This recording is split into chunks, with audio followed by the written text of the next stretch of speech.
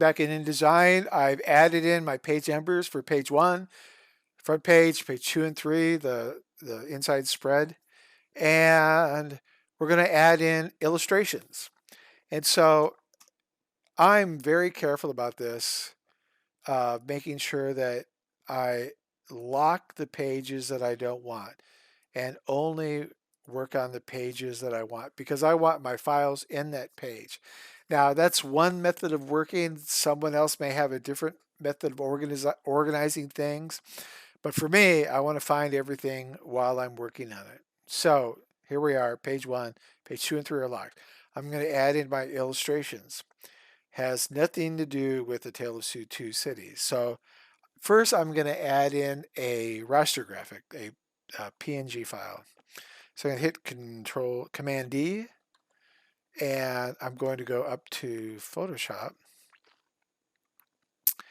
I'm going to pick the PS, and I have that subfolder already opened up. And let's pick, and we'll pick the coffee cup. Nothing that says French Revolution like coffee. And here I'm going to have my size of my picture. So I'm looking over here on the left column to align it where my picture is. But because there's variation to this is almost doesn't matter. So I'm going to lay this guy down and click it. Now, part of the reason why I say it doesn't matter is because the pictures that I created, they vary a little bit inside their placement of the square. They're all a square, but they vary a little bit. So I'm going to have some variation when I do that. But I'm going to put my illustration on the corner, and I'm going to make it go all the way down here to near the bottom. Okay. And if I zoom in, you can see my shadow is actually bleeding over the edge. And so if I go, even if I go down a little bit more, I can do that. That's legal, I think. Yeah, it's legal. It's because it's an illustration, it's not readable type. But I'm definitely going over the edge of my bleed area, and that's what I want to show. Okay. So we got that on page 1. I'm going to lock off page 1. And if I look at it, I see I have my coffee there and my number. I'm going to unlock page 2, click on that, and I'm going to make sure that down here on the bottom I'm actually on page 2. So, so page 2 is unlocked, click there, Command D. So now we're going to go to a Illustrator file. So I'm going to go back up to AI, and I have that subfolder of my props. And I have a coffee cup there we made. So I'm going to bring in that one. It was the best of coffee. It was the worst of coffee. And I'm just going to scale this one. And I'm going to scale this one to be much bigger. Huge, in fact. Okay. I am definitely going both into page 3 and bleeding on the bottom. So I don't want to go over too far into page 3, but yeah, I do. I'm going to try that. Okay, so I'm going over into page 3. I'm going to do similar. I'm going to have the edge of my coffee cup chop the margin a little bit as I did before the other one. This is a bigger picture. I'm definitely going into the no man's land. Okay, and I want to show you that. And on page 3, we're going to put in another picture of a clock. So down here, go to page 3, lock page 2, unlock page 3, select that, Command D, and we're going to pick the clock.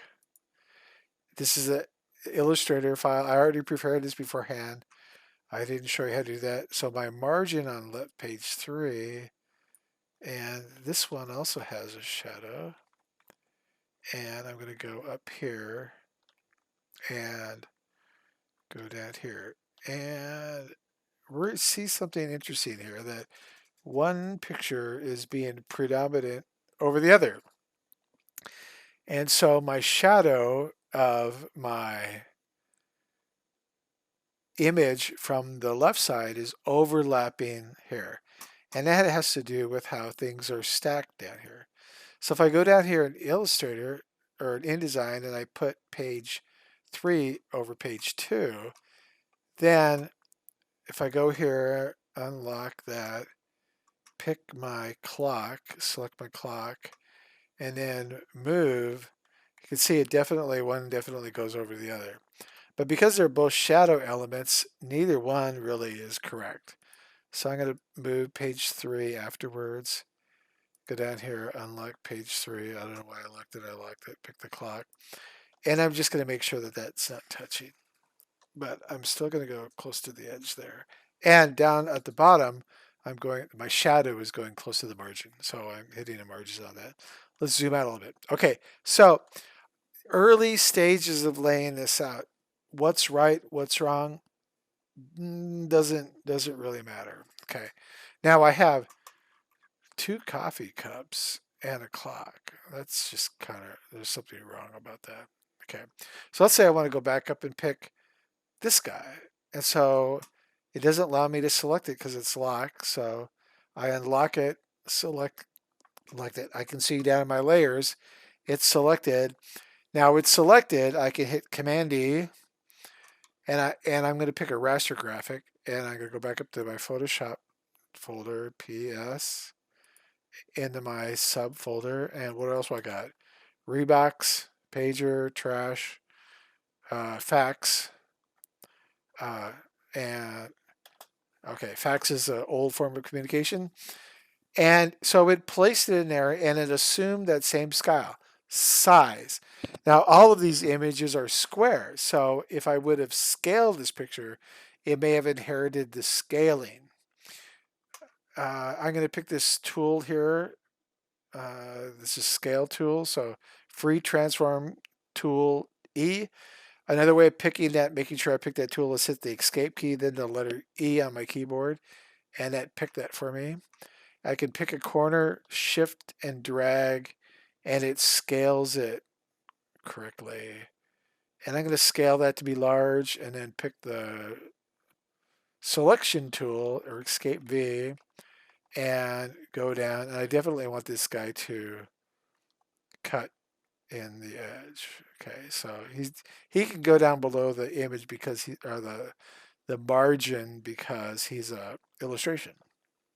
And I definitely want the shadows going off the side to bleed off the side. So let me do that.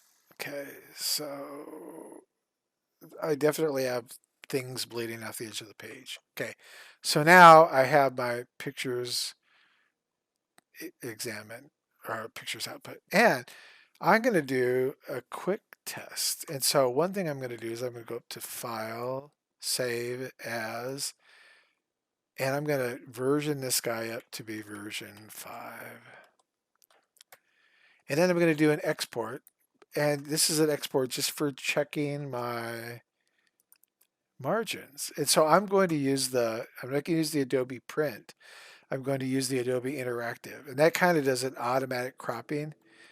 And I like to name my file because I do both of these constantly, especially for a project I'm working on now. I'll label it INT really big for interactive or caps print just so that I get them straight. Because another project I'm working on, I'm doing to prove like I'll send my professor the interactive one because it's faster, but I need a high quality one, so I kind of do both. Anyway, there, now I exported that, and where did it put it? So back here in my folder, my InDesign folder, and there it is, the PDF. And he's not where he's supposed to be. And so I can just drag that to the PDF folder. And that's my version 5. Now let me open that up. And I can zoom out. And here we have, we see the cropping going on there nicely. So remember we said the shadow was going to go over the side? This is a quick way of just checking that I wasn't crazy. This is my inside spread. And so between pages 2 and 3, I'm going to have that image go across there. And some of you, when you make your background illustrations for your spreads, you're going to want to do that. So you can see, you could put it on the left page and then just have it go over and extend it into the right side page. So you have to make sure you're working on your spread. So you think about what's page 2, which page 3. But that's going to work out nicely. And then these other pages don't have anything under yet. But this is a good way of proofreading or proofing the visual look.